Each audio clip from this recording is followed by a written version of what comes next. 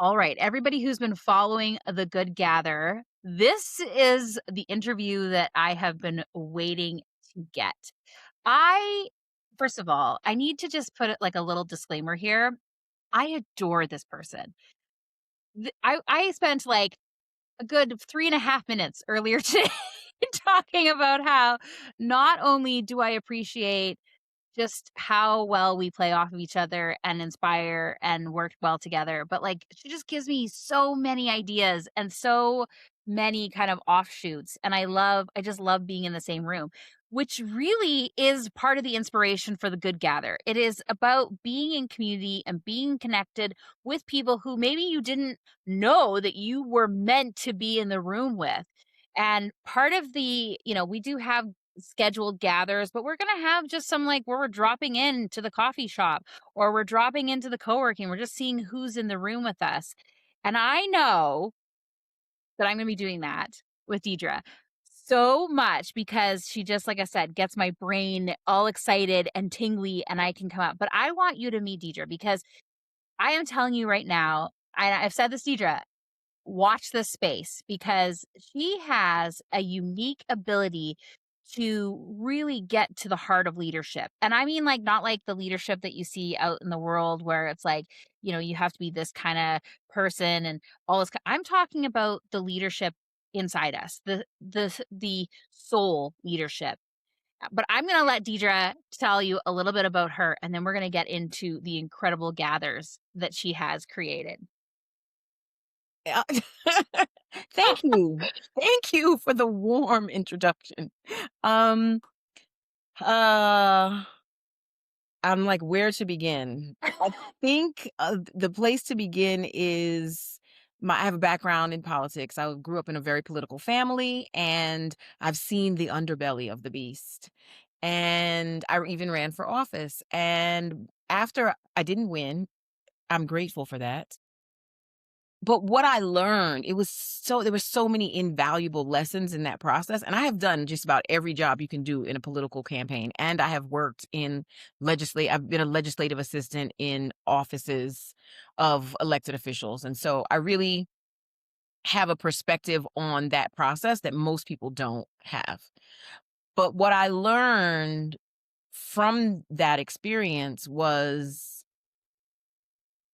about how fractured people are in their leadership. Mm. And I then married that experience with my own passion for personal development, just taking all the classes, doing all the certifications, and pulled together uh, a way of supporting people in leadership so that they can lead from wholeness, they So can let's, lead from yeah, the totality of who they are. So let's expand on this fractured leadership thing because I think people will be like, I mean, I know what it means, but like really, like what do you see? What's a symptom of fractured leadership? so it's our society, in order to be accepted, right, or acceptable, you kind of have to cut off parts of yourself, right? You want to work in corporate America, you have to leave some things Conform. behind, Yep. right? In order to fit in, though that's what's asked of you. And so you get into office, and I don't know if anyone has ever seen The Wire. I make a lot of references to movies because I like movies, and The Wire was one of the best shows on TV ever, ever. And one of the things when Carcetti, one of the characters, gets elected to be mayor, he learns very quickly that he's beholden to all these different groups of people with divergent interests. Yes. And then how do you do that? How do you manage that? How do you navigate that without losing yourself? Right. And I think people get into politics thinking they're gonna this is it. They're gonna do this and they're gonna get this done. And then they get elected and they realize, oh, that's not quite how it happens. Not at all. And there's so much, like, we don't have kings here, right? We don't, allegedly. I mean, I live in Canada, so technically I have a King Charles, but yes, he's not here that Yes. much. Yeah. So, but yeah, so it's like, if you have to learn how to work with people. Like, democracy is is compromise and collaboration is required for the democracy to work, and that's Mhm, something that's been lost, right? mhm. Over as obviously, if you just turn on the news, you can see that's just gone down the crapper. Um, and we get to, I believe that if people are leading from wholeness, we would have a completely different result. Right? If you didn't have to abandon parts of yourself, if you could integrate those parts of yourself, if you could learn to love those parts of yourself that you were felt like you were forced to discard, Right. we would have a completely different experience of our leadership. And there's 2 sides of that too. So there's your willingness to go in and be, like, completely open and be like, "This is who I am." And then it's the system or the environment, like, whether they're going to accept you or to allow you to do that. Because I know I'm too lazy to be someone else. I tried to do the corporate thing, and it obviously had serious, like, signs that I was not meant to be there because I wasn't willing to not be myself and to not be who I naturally was. And when I was asked to do that, it got really painful, not just for me, but for the people around me because I just couldn't do it. And I had to leave. There was no acceptance. There was no, "Okay, well, we'll see what works," or whatever. No, it was like, "Nah, this isn't working for us." And I'm like, "Okay, well, I'm gonna finish this project and then see you later." And I think that's something that, you know, we don't get to look at enough. So when you talk about fractured leadership, there's the our own like, we're already coming in shielding ourselves, being someone that we're not, but then we're in an environment that even asks, and when you say ask, they're not really asking, are they? It's just It is expected. more of a demand. It is a demand, right? If you want, and so this is how capitalism works, right? If you want the money, Right. if you want to get ahead, then you'll do these things. Dance. Like, do the dance, I refuse. do the I thing. And refuse. so that, but that's kind of the beauty of it. Like, you're not built for that. No. No. Some people are built for that, And good for right? them. And they can thrive. And so there's no shade or no judgment on if that's the path you chose and that's what works for you. Yeah. There's also people who do it for a season and then feel like, okay, I've had enough and it's time for me to move on. Um, but it's really to be in the awareness of yourself. It's a self-awareness thing. Are you aware of what you're sacrificing? Right? And so often, so many of us are just socialized, especially women, socialized to serve. And I've been listening to Abraham Hicks. And one of the things that I heard her say recently was, we're not here to serve, we're here to expand. And Mhm. that's such a different lens through which to see the world. I've also heard it say we're not here to serve, but we're here to experience. And I think That that's a really interesting way to look at too, because it's like we're not on the sidelines watching someone else take, you know, the space. You're there to experience it too. You want to touch the grass. You want to, click the button. You want to be in community with other people, which I think this is really a good like lead into the good gather stuff that we've been talking about. One of the things I'm really curious about as we develop the Good Gather are going to be these rooms specifically for leaders. Because I think what happens is people get into, they're either in corporate or they're leading a community or they have a membership and all this kind of stuff, but they've never really been in the company of other leaders. Mhm. And so they don't necessarily see how they're showing up because they don't have any mirrors or reflections back except for their community members leaving or coming in. You know what I mean? Like you don't get really that real time feedback because you often don't know why people come to you or why people leave. But when you're in the company of leaders and you're all working and developing on your leadership skills and to not be fractured, it's going to be a very different experience for some people who've never had that chance. Absolutely. Absolutely. I don't know who said it, but you can't know yourself by yourself. Ooh, You that's a good have one. you have to have people. You have to have other people around you. And when you get to the point where you can recognize that everyone else is reflecting back to you your own stuff. right? So sometimes it's magnificent and it's glorious and it's lovely, and sometimes it's a little disconcerting and ugly and painful. And to recognize that and then know what to do with it and know how to respond to it like it's information as opposed to being triggered. And being triggered is also one of the ways that you recognize, oh, I need that. The trigger is pointing you towards something in you, right? It's funny, Something. I was gonna respond to you on Facebook, but I think I wrote out this whole thing and then didn't get to hit. You had actually left a comment on one of the posts that I had shared about Spoonie Studio. You said, "What is trauma-informed facilitators?" And I'm like, what they're trying to do is exactly this. So when they I mean, it's a bit of a buzzword with the trauma-informed, but what it is that the facilitators go through training to recognize their own bias, about how trauma shows up or how pain shows up or how community and engagement shows up, so that when they are in the company of other people, it isn't so much that they recognize that, like, they might recognize that trauma is happening, but they recognize how they're responding to the other person. And so it's training so that you don't come in and be like, that's wrong, that you shouldn't be Right. behaving like that. You shouldn't be, don't do that. Don't sit like that. Don't go there. Don't do this. Don't do that. It's like, oh, it's you observe it, or and you notice where in your body it might reflect on your boundaries or your personal experience and all that. That's what that is. But you just described it, like you basically just described that too. Like right there is like where leaders come in, they want control. Sometimes they want control. They want to be able to, like, make sure everything fits within their little boxes, but then they get into community and it's not like that. Your community is diverse. Your community are, even if you try to get a very homogenous, like, this is the only people I'm going to be working with, it doesn't work like that. It doesn't. It doesn't work like that. And it's there's the idea of something and the reality of something.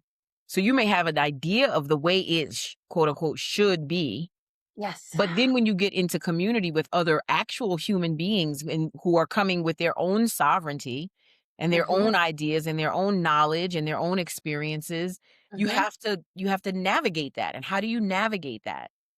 And and friction is not necessarily a bad thing, right? Sometimes that's how something gets it gets birthed. Something new comes because there is friction, Absolutely. right? And so, Absolutely. do you have the capacity to hold that? Do you have the capacity to hold tension? Do you have the capacity to hold being uncomfortable? And what fundamentally what we're talking about is the difference between being in your head and being in your body. Yes. Can you be in your body? Can you be with the sensations that occur in your body when things happen, when things go wrong, when somebody cuts you off in traffic, when Or when you have discourse with somebody, because we've talked about this before. I eventually do want to have a good gather where it's like discourse club or or debate club for adults, but where we basically do take a topic and sometimes you're for it and sometimes you're against, and it allows you to actually step out of your comfort zone and your space of knowing and be on both sides. And then afterwards we have like an actual, like, decompression. Like, what did you notice in your body? What did you notice when you had to be for or against something that goes against your personal thing? Like, what was it like? What was it like talking to the other person? Did they say something? Was it the way that they had like a tone of voice? Like, I want us to practice being in discourse, because I think some people are like, I'm just going to block this person Mhm. and you're out of my life forever. And that's easy. That's the easy thing to do. It's easy, but that's not It's community. the but that's not community. And what I love, you said this today earlier when we were talking about to be in community and commerce. Yes. Yes. Community and commerce, where we get to support each other, where we get to love on each other, where we get to call each other in when necessary. Hmm. Do you know what I mean? To have community and also share our gifts and all the things. And it's and not make it feel icky without the ick. Right. Right, because it's reciprocal, right? Mhm, That's the thing with the commerce and community. I really do want everything to be reciprocal so that there isn't just like this person who's coming in and take, and they just want to capitalize on the opportunity. But it's like, what are we growing? What are we building together? Which is another good segue. So let's talk about the good gathers that you've created, because you really, I was like, yeah, this is my idea. And then Deidre's the one, when I mention anywhere where I say, I thought this was just going to be like a silent, like we're just going to come in and co-work and just work in silence. And then I started talking to Deidre and she's like, or we have big, juicy, thick topics. And I was like, oh, Oh, okay. That's why I said, like, I love working with you because you take, like, this little idea that I have and you're like, "Pow." So I absolutely credit you 100% with this, like, shift in what's possible because at first I was just like, "We're just gonna sit in some co-working rooms and we're just gonna maybe we'll do some stretching or we'll listen to a podcast." And you were like, "Are you kidding me right now? There are people out there that need conversation and connection." I was like, "All right." So you came up with, like, was it 5? 4? 5. 5? It's 5. 5. Yes. I was like, "Do you have one gather?" She's like, "No, I see your 1 and I raise you 5." So Yes. let's talk about the 5 pillars that you were looking at. So, the one of them is come as you are kind of space where you like a color circle or a creativity circle where you can come and be with other people, almost like a sewing circle or a Yeah, knitting circle where you yeah, can come and be in community with other people who are working on something with yes, your hands, right? yes. So you could be doing calligraphy, you could be doing coloring book. You could be doing the thing that there's something about the repetitive motion with your hand. I crochet. I mean, Yeah, yes, crochet. crochet. And so Yeah, there's something about the repetitive motion with your hands yes. that is very soothing and calming. And to be able to do that in community with others is, I don't know how to say, it creates um I feel like this is such a cliche word, but it creates like a synergy. Mhm. Right? It Yeah. creates it the thing that comes to mind is why dogs lick you. Dogs lick you because when they're babies, their mom licks them, and that's a way of creating connection. And it's a Mhm. way of creating connection in a very embodied way, in a very relaxed way, to just be with people. Yes. Yeah, and it gives you a reason to do it because I think it's so easy to push off like, "Oh, I'll do some crocheting tomorrow night," or, "Oh, I'll go paint tomorrow night," or do that thing that really allows your brain to come alive. And so if you're Right. like, "Actually, no, I gotta be there because I really wanna hang out with Deidra and I wanna go do it," then you have a purpose for doing it. Right, and then you find, "Oh, I'm having these great ideas because I've spent this time doing this, because I've given my brain a chance to get off the circuit, basically, to get off the hamster wheel and to Yes. just sort of float around, and it's amazing the things that you find. Um, my favorite, icon who illustrates this is Einstein.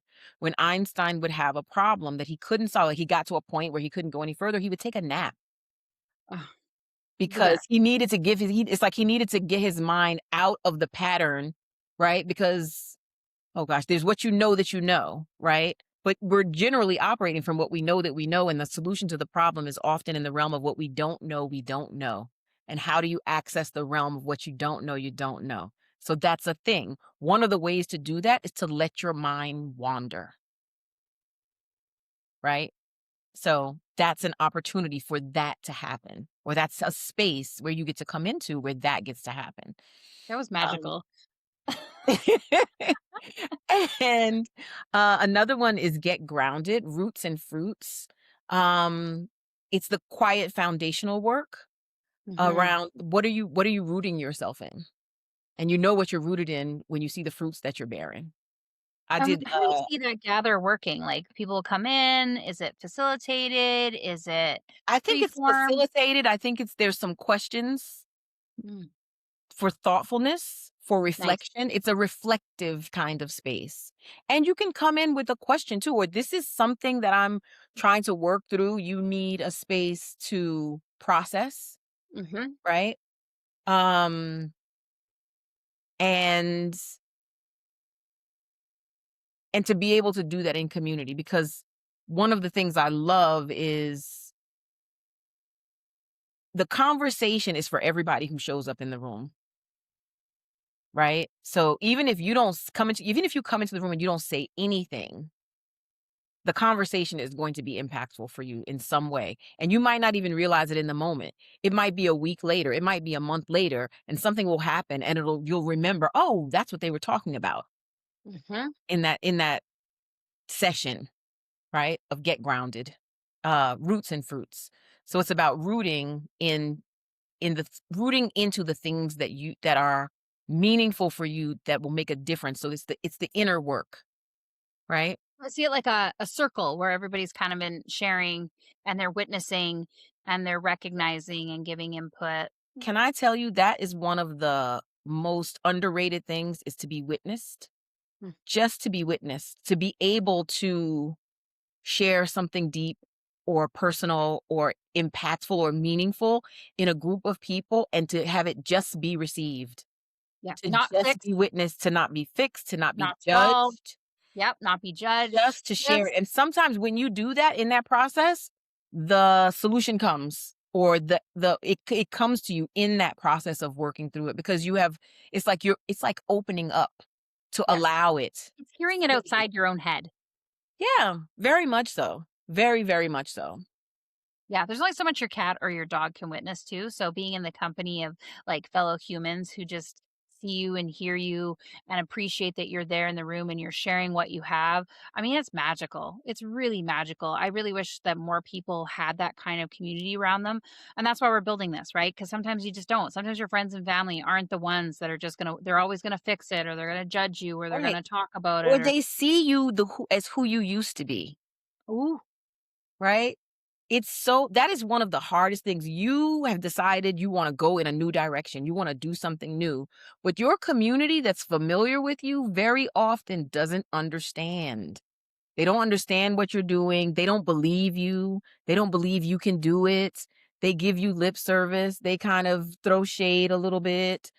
And that can be challenging. It can be a barrier. It could make you think twice. It could sow seeds of doubt.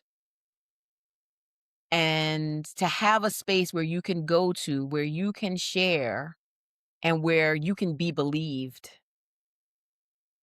is transformational. got me in the feels. I got a little teary listening to you there. You got me a little bit. So Okay. so that I mean, Hey, that's the thing, especially if you're doing something unconventional, right? If you wanna do something outside of what's acceptable or expected of you, right. right? And it could Yeah, be anything. I find it happens across the board. If you've come up in a family of artists and you decide you wanna go into corporate America, they might look at you like you're crazy. If you're in corporate and you decide, "Oh, now I wanna sing on Broadway," your family's gonna they're not gonna understand. They don't understand right. that impulse, and the truth is it's not for them. It's for you. And And so sometimes those dreams are so big that, like, people don't know how to hold them for, like, their loved ones because they just wanna keep them safe Yep. and held, right? Like, but they don't the dream is too big for them to hold. Meanwhile, you're out there like, "This is no problem at all. I'm gonna sing on Broadway. This is fine." Right. Right? Right. Right? But the family Right. is like, I can't even what? How is this even Right. And they possible?" don't want you to be hurt, and they don't want you to be disappointed. And Yeah, but so come they in. it's Well, yeah. we don't want you to be hurt either, but we're gonna be there to help you hold that big dream so that it does feel possible, so that it does feel supported. Yes, 100%. Okay, well, Uh, I love this session. I will be signing up for this gather. Okay. come What else you through. got? There's What's Working Now, which we Oh, talked about. What's Working Now is going to be a podcast, I think. I think so. That's what we're doing with What's Working Now. So But we'll have gathers around it too because the great thing about, like, the gathers is maybe we listen to the podcast together like, the episode together and then have, like, a debrief. Have a yes, little, like, how where did you feel this? Like, where did something come up? Do you wanna add to this? Like, how would we make this even better? And yes, then people get to expand on it because sometimes we're just like, "Oh, I'll listen to that podcast later. I'll listen to it while I'm driving," and you don't quite get that full thing. But when you're in the room and you're about to discuss it with people afterwards, you pay attention to the words. that's true. You really get it. And what I love about it is everything, the whole entire world is changing so fast. Everything is changing. There's a war, Strife, there's chaos, yes, there's economic uncertainty. economic instability and Yes. all kinds of things. And so Yeah. agility is key in this season that we are coming into now, right? With all the things that are happening, you really have to have your ear to the ground and you have to have agility. And how do you do that? How do you manage that? How do you manage change? And Right. how do you know what's working? And that is where people can come and share, this is what's working for me now. Yes. Whether you're an entrepreneur or a mom, Yeah. this is what's working with these kids. Acknowledging it naming it, and also giving you the opportunity, like we just talked about, the root of you coming in and showing your idea and we witness it. But there's something that happens when you're like, this is what's working for me now. You get to witness your own accomplishment. You get to witness your own ability to pivot. And I think it's a nice little shift, right? Where we don't necessarily practice that. Right. And like I said, I like your idea of like practicing the pivot, practicing responding in a very supported, solid way because things are coming at us. Right. And And we'll so continue to do so. and we'll continue to do so. So we're building, I hate it's the buzzword, but the resilience. We're building resilience within ourselves by recognizing what's actually working.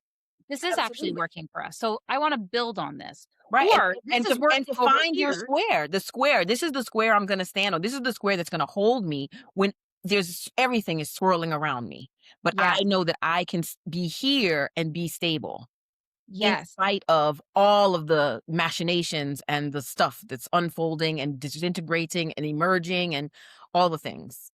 And acknowledging what's working over here allows you to do the leap over here, right? Yep. Making sure this is really solid in the company of your peers. It's like, "Oh yeah, okay, this is great. Have you just thought about this one thing?" "Oh no, I haven't." That's going to make it even more solid. And then I can go and do the big thing over here. Yes, 100%.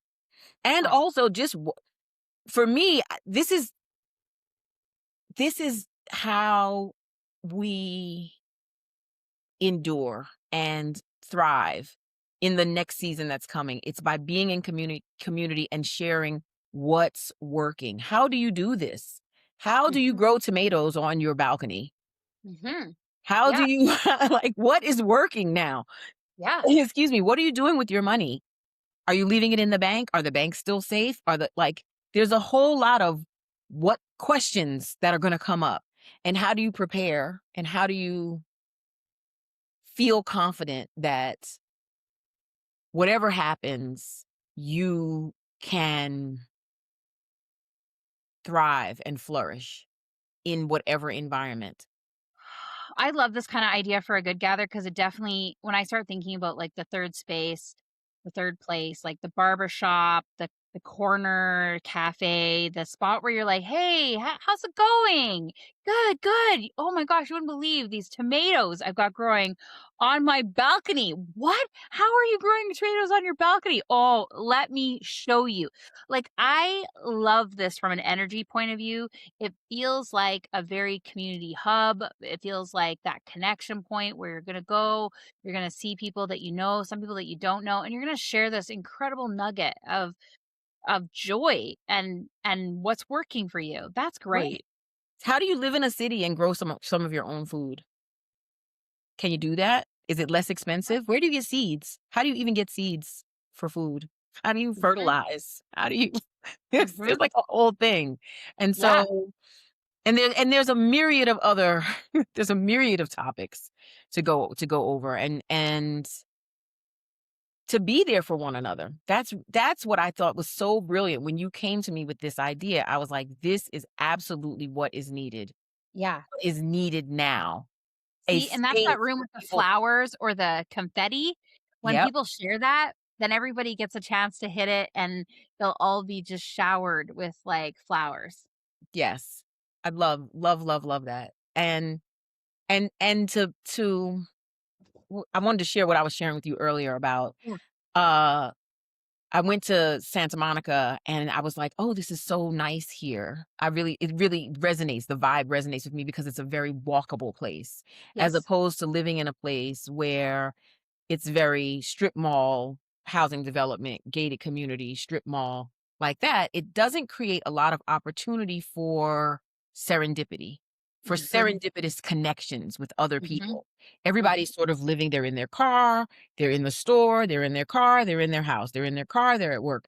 And so there's not a lot of opportunity to just meet people, to just hang out with people, to just strike up random conversation with people. And that's very, very often where the magic is. And so this space, this gather space is the perfect, to me, antidote or the next level. If you saw Ready Player One, back to the movies, Ready Player One, it reminds me of that you have this virtual world where you actually get to interact with other people, which is so much better than Zoom. I'm not mad at Zoom, but it's just better. Zoom is, like what you just said, where it was like, go to the store, go get in my car, to my house. Like that's Zoom, right? We're like, oh, I have an appointment at this time. I'm gonna Yep. click the button. I'm gonna show up, and then I'm gonna leave. You know what I mean? Like the Mhm. good gather won't be like, you might sign up for a gather and it's for a certain amount of time, but you can always go to the other rooms afterwards if you got time, or you can Exactly. stay behind with someone, or you can say, hey, do you want to go to like a two-person room and just hang out there? Yep. You have the opportunity to have these organic connections that Zoom just is like, you close the person's like, "Okay, bye everybody." And you're like, I don't know how many Yeah. times I've been on a Zoom It's call and like very there's somebody I formal. was It's very connecting. Yeah. Yeah, and the organizer is like, "Okay, bye everybody." Click. And I'm like, "What?" Like it Right. feels And then you don't have the transcript, you don't have the comments, no. whatever happened in the chat is just gone. Mhm. So it's like it to me, it's the difference between structured play and unstructured play, right? If you're Gen X, you went outside. That you was just outside. You didn't even know what we were gonna do. You Yeah, you wanna come out and know. play? Yeah, and then you gotta like, "What do you wanna do?" "I don't know. What do you wanna do? Let's just walk this way and see what Right, happens." right, exactly. Or you knew where your friends were by walking around and seeing which lawn all the bikes were on. Yeah, we're going to Or the playground. right, We and just so drove to this the playground. creates us a proximity to that you just get to just come in to the good gather space, and Yeah. you don't know who you're gonna meet. You don't know who you're gonna run into in there, and you don't know what kind of conversation you're gonna strike up in there, and that's very intriguing for me. I love the possibility that's burgeoning in that way. Me So, too. I love the spontaneity, a lot of it. Like we can plan and we can kind of say, okay, this is what we're gonna go. But sometimes it's just like goes off the rails and it's wonderful. Like it's not like everyone's like, oh, I wasted my time having this fantastical discussion about something I never, that I was so excited about. No, people walk away and go, wow, that was a really great conversation. Like that was I needed to be there. I needed that. yep, absolutely. Okay, Or what's your Oh, the oh next one, there's 2 more. The other okay. one is a get inspired kind of space. Metaphysical movie night, where we watch a movie and then we look at the metaphysical meanings behind the symbols and the things that happen in the movie. I'm very excited about this because 'cause I'm a movie person, as you've already gathered if you've been I love watching. that.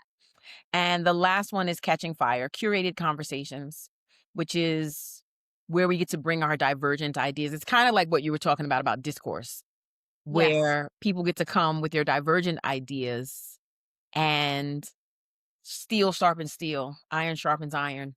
You know what I mean? You get to get in there and get some feedback That's and like get that's why I love you so much because you do that for me. You, like, make my mind sharper. Like, I love it. I love it. you. So yeah, those are my 5. My top I 5. love this. But, I suspect within, like, 3 months, there'll be more. There'll be more, It's they'll morph, they'll change, and that's the biggest thing that I wanna keep saying is that we're coming up with these ideas, but then we're gonna be in the room with somebody and we could go, "Oh my gosh, we should have" because it's already happened. Like, we've talked about listening to podcasts, watching movies, reading somebody said, "What if we just read a chapter in the book?" Not the whole book, just one chapter of a book and then discussed it. And I was like, "Oh, that's a really digestible and it's easy and you get to just have a moment where you share that one experience versus the whole thing." Yep. Trying to get it all in there. I we talked about crochet. Somebody we used to I used to own a a store, a made local store that had we also sold handmade yarn. Mhm. One of the one of the ideas that we had in there was to have like a crochet or knit night, but there was like this really cool project that someone did once upon a time, and they took a mystery podcast and then a pattern, and it was together, so the pattern reflected some aspect of the story, but each week you got one part of the pattern and then one part of the mystery podcast, so the mystery unraveled while you knitted your things. And I'm like, "Oh, we could totally do That's that." Like, so we could cool. have Yes. the other day we were saying, like, maybe we write a mystery story together. Maybe we each come in over, like, a series of weeks and we craft a chapter, and Yes. then we publish it as like a group written book. Like, how fun. Like, there's so many opportunities that we can do that really get us out Yes. of where we're just kind of like you said it perfectly. Get in the car, go to the store, get our groceries, get in the back in the car, go home, take off our pants. Like these Right. kind of things, these rituals that we get stuck into. We need these bursts of joy, these bursts of inspiration, these kind of random things that take us out of our normal everyday Yes, because and that's how we're pleasure. They getting give you innovation. some pleasure. They give you pleasure, they give you laughter. Like, these are the things that make life worth living, that make all the other stuff, you know, I'm gonna deal with the other stuff because I get to have this, right? Yes. You get to be in the fullness of your humanity. And and the drudgery stuff might turn out to not be drudgery when you have this kind of inspiration and sparks and joy, or Yes, maybe you decide that you were settling and then you move into something even better. absolutely. I have a cousin who used to make a game out of her chores. That's how she did it. It was I don't know if it was a game show or whatever, but she had me roped in. I was doing the chores with her. That's what we did. And so, but that's kind of what this is. It's like the potential to take something that's really mundane and make it really meaningful and beautiful. And grow it together. That's the thing. We're Mhm. all gonna be we're gonna be building this. We're gonna be telling our friends, "Oh my gosh, you gotta join the Good Gather. You gotta get in here.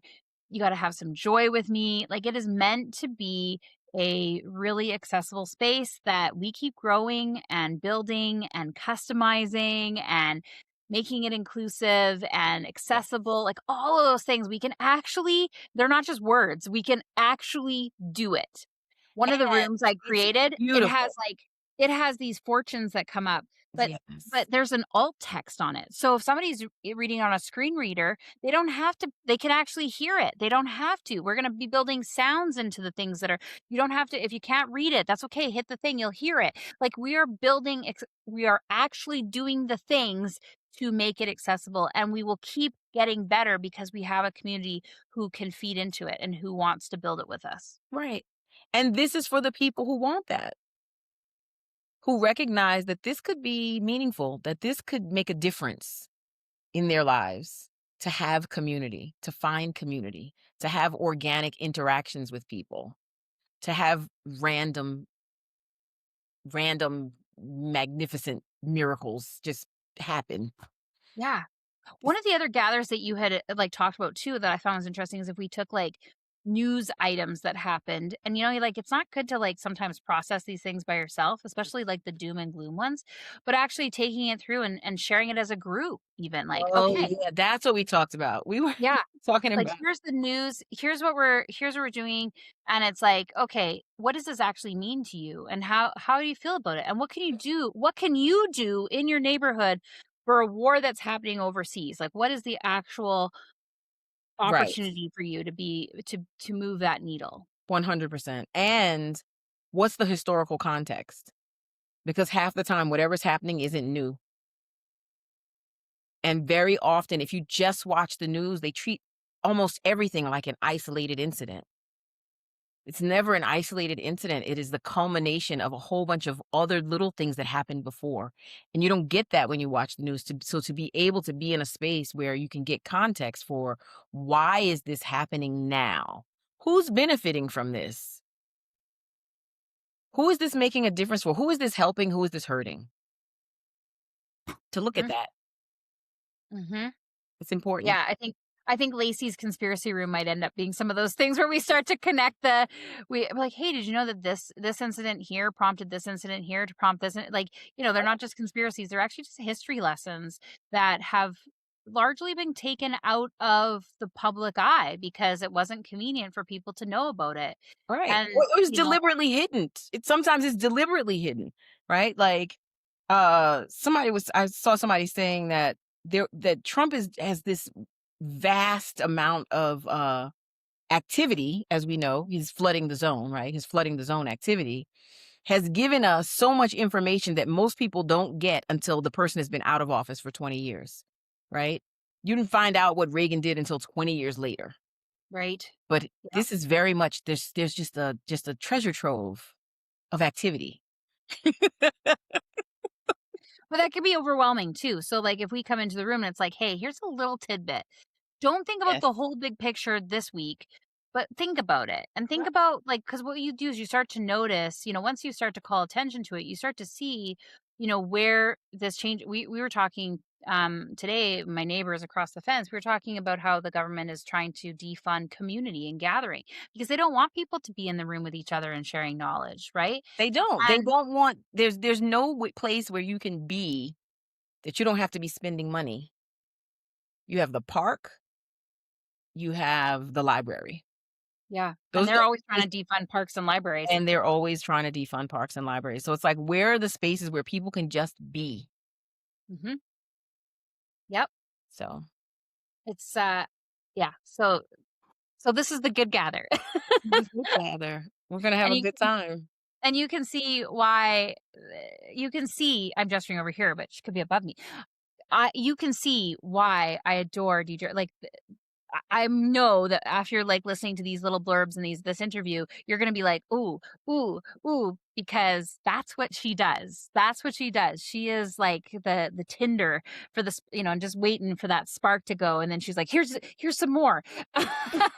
And that's the good part, right? You don't have to be in the full fire with Deidre. You Right. you get the little bits. She's not gonna throw you right in.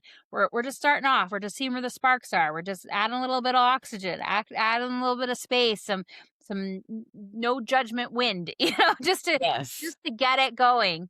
And then you get to see where it goes. You get to take it and be in these rooms with her and the other people in here and see what forms of it. Yeah. It's gonna be good. Gonna be good. Okay. Thank you so much. We are gonna be also creating a podcast. I'm like, I need to have more of Deidre. And she's like, okay, yeah, sure, that sounds great. So do keep watching for that. But if you want to get over, we are starting to load up the calendar. You want to see what some of the events are. We do have it on the goodgather.io's website under the events. You can start to see some of these good gathers that are being created over the next week so that you can see what she's creating and get ready to sign up when the doors open. So Yeah. thank you very much, Deidre. I do appreciate you. Thank You're so great. you. This is gonna be great. So good.